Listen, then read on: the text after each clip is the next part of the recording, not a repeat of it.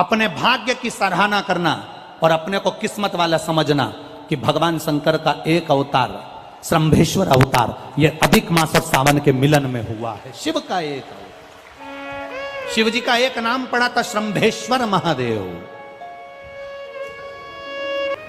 प्रहलाद के लिए भगवान नरसिंह का रूप धारण किया।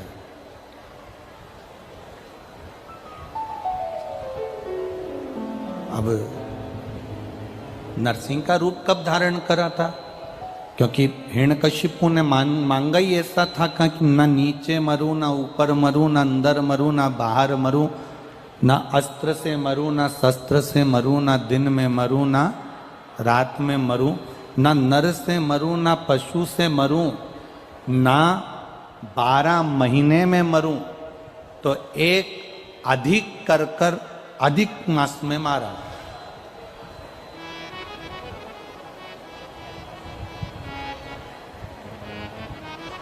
अब हिरण्यकशिपु तो मर गए, हिरण्यकशिपु के तो प्राण छूट गए। जब हिरण्यकशिपु के प्राण छूट गए, जब हिरण्यकशिपु के प्राण चले गए, नरसिंह भगवान का क्रोध समाप्त नहीं हुआ।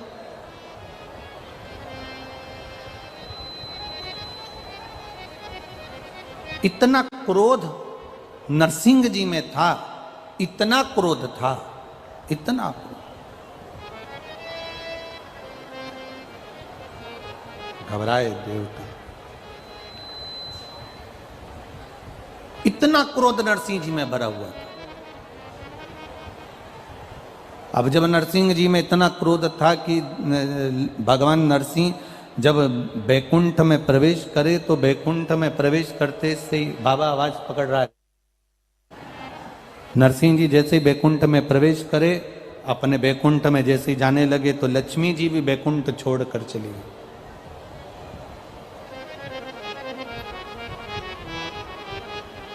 इतना क्रोध अब नरसिंह जी उसी क्रोध में इंद्रलोक पहुंच गए। जब नरसिंह जी उसी क्रोध में इंद्रलोक पहुंचे तो इंद्रलोक की जितनी अप्सराएं थीं, इंद्रलोक के जितने देव थे, इंद्र स्वयं भी स्थान छोड़कर भाग गए। अब एक बात का अंदाजा लगाकर रखना अपने जीवन में, व्यक्ति को जब क्रोध आता है ना, तो वो गुस्सा कर अपशब्द बोल तो देता है, पर ये अंदाजा नहीं लगा कर पाता कि जो तुमने क्रोध में बोला है वही क्रोध का बोला हुआ एक दिन तुम्हारे सम्मुख में आकर खड़ा हो जाता।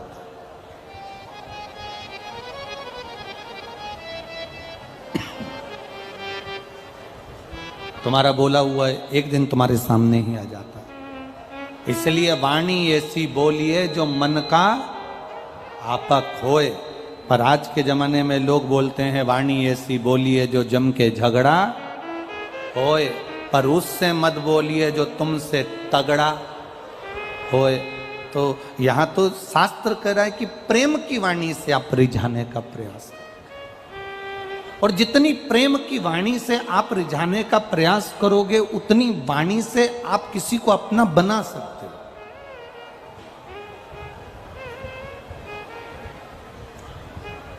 जितना प्रेम परोस सकते हो उतना प्रेम दीजिए। कल आपको कथा में कहा था ना, शंकर भगवान को तुम्हारी अंग्रेजी से मतलब है, ना तुम्हारी हिंदी से मतलब है, ना तुम्हारी मराठी से मतलब है, ना तुम्हारी गुजराती से मतलब है। शंकर जी को ना तुम्हारी तमिल भाषा से मतलब है, ना तुम्हारी मद्रासी से मतलब। शंकर भगवान को ना तुम्हारी गुजराती चाहिए, ना तुम्हारी अंग्रेजी, ना हिंदी चाहिए। शंकर भगवान को तो तुम्हारी जो प्रेम की भाषा होती है, हृदय की।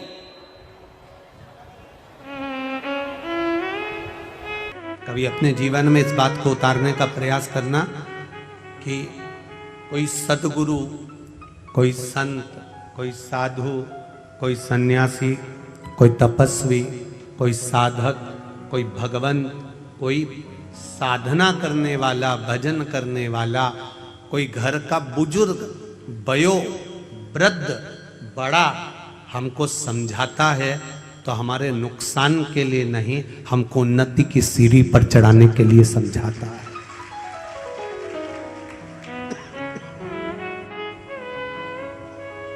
हमें उन्नति की सीढ़ी पर चढ़ाने के लिए समझा रहा है। अगर वो ज्ञान दे रहा है तो हमको उन्नति की ओर बढ़ाने के लिए ज्ञान दे रहा है।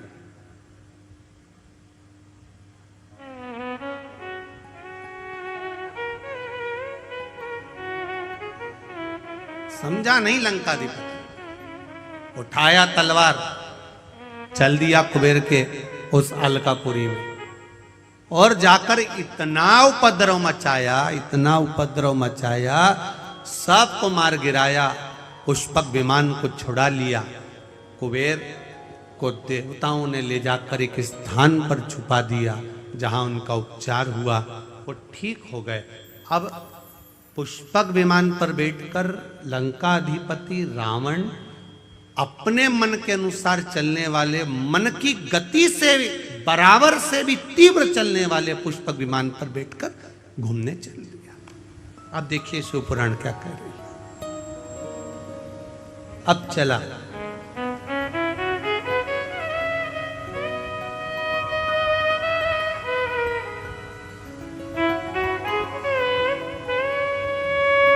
अच्छा, ऐसा नहीं है। पुष्पक विमान पर जब वो बैठा,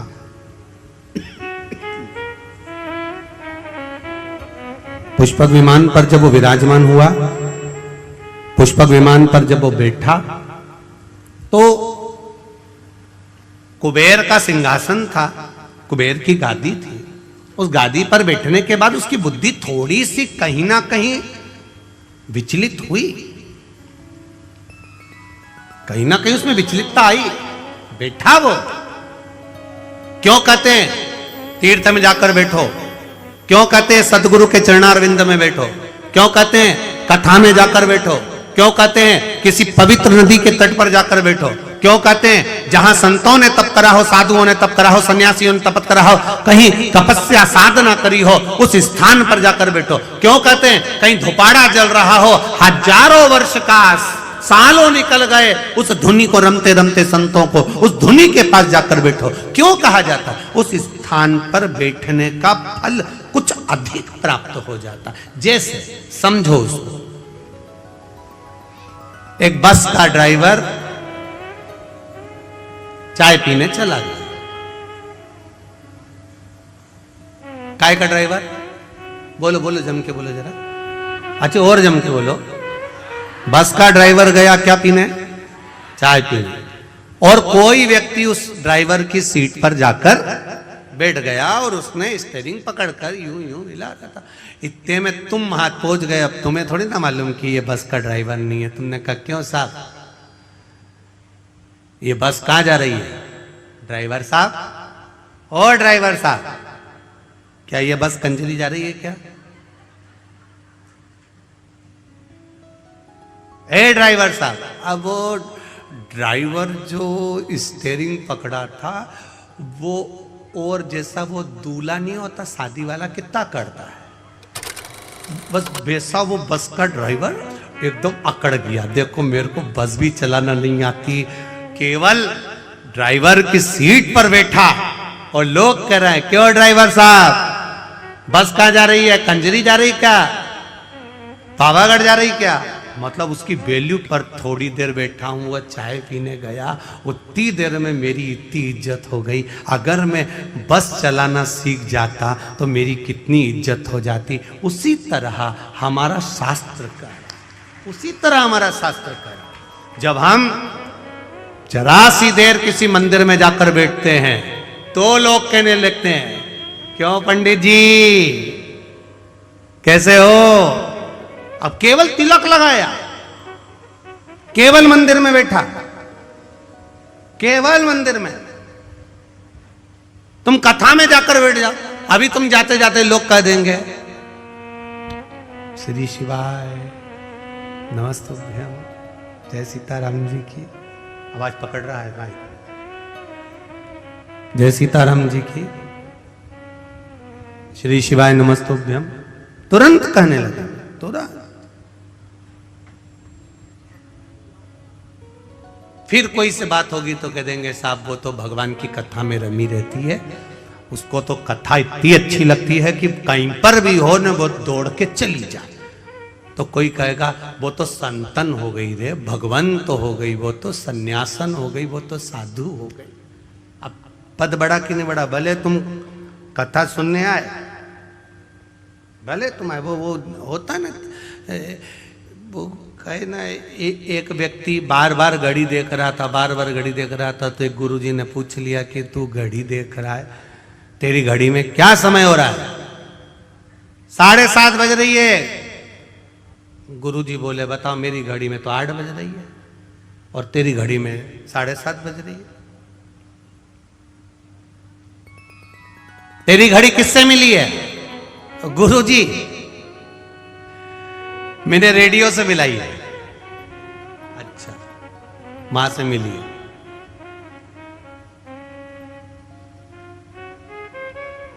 अब फिर उन्होंने दूसरे से पूछा, तेरी घड़ी में देख 9 बज रही है, तूने किससे मिली? कहां से मिली?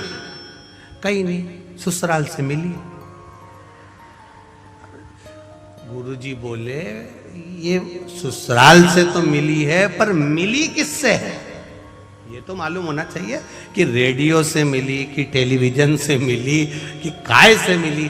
तो कि गुरुजी कहीं से नहीं मिली, ये मेरे ससुराल से मिली। हमेशा पीछे ही चलती है, हमेशा पीछे चलती है। ससुराल की जो चीज मिले तुम ध्यान रखना इस चीज के लिए, भले अलमारी हो, वॉशिंग मशीन हो, चाहे फ्रिज हो, चाहे मिक्सर हो। मिक्सर का खटका चालू करके छोड़ दो, थोड़ी देर बाद चलेगा, फिर चलेगा। एकदम मिक्सर नहीं उठता।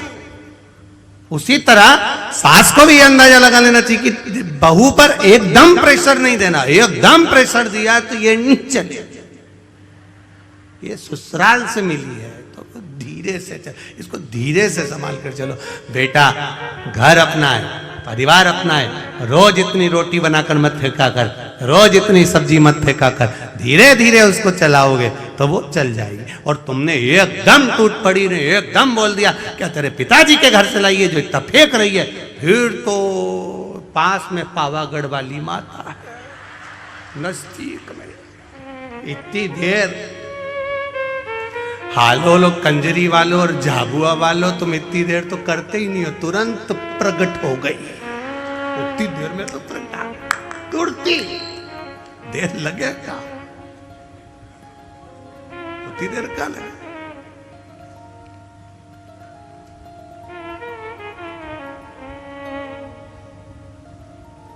महाराज फिर कुछ नहीं, अम्बे तू जय हो पावागढ़ वाली, हालोल कंजरी वाली, हम सब उतार गए। शिव कथा कर रही है। लंकाधिपति रावण गादी पर जब बैठा, थोड़ी देर जब विराजमान हुआ, उस समय पर जो कुबेर का सिंहासन था, उस समय पर रावण की बुद्धि थोड़ी बदली।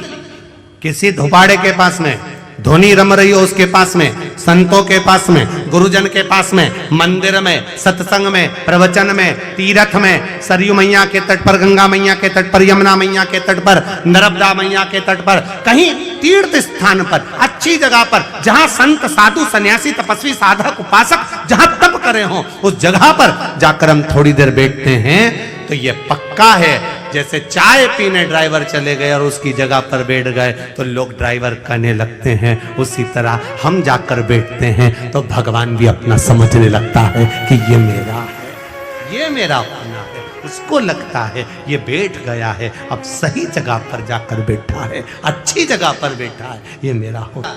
विमान पर बैठा, भाई को मारकर भगाया, सारे पूरे अलकापुरी पर अपना आक्रमण कर लिया।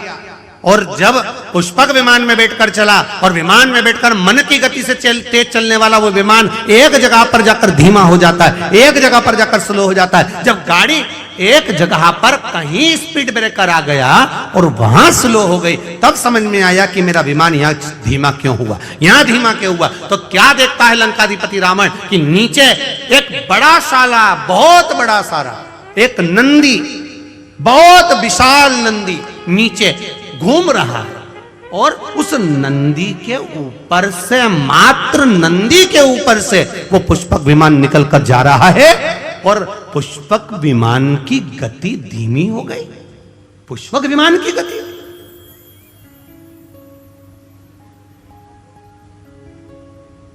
रावण के साथ में जितने लोग बैठे थे उस पुष्पक विमान में, सब रावण से कहने लगे, महाराज ये तो मन की गति से तेज दौड़ने वाला पुष्पक विमान है, फिर आखिर ये धीमा कैसे हो गया, ये स्लो कैसे हो गया, इसकी स्पीड कम क्यों हो गई, इसकी गति कम क्यों हो गई। रावण कहता है मुझे समझ में नहीं आ रहा, पर नीचे एक बड़ा सारा नंदी घूम रहा है, वो नंदी घूम रहा है इसलिए इसकी गति थोड़ी कम हो गई है। तो जितने बैठे थे, अब रावण इतना अहंकारी था तो उसको ज्ञान देने वाले कितने अहंकारी होंगे।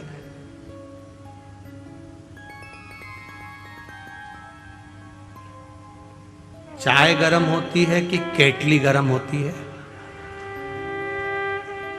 तुम लोग तो कंजरी वालों जरा सी बात में हंस देते हो, हमको लगता है कि तुम लोग कथा पक्के में अच्छे से सुन के बैठे हुए होते हो। अब तुम बताओ कि चाय गरम ज्यादा है कि केतली ज्यादा गरम है?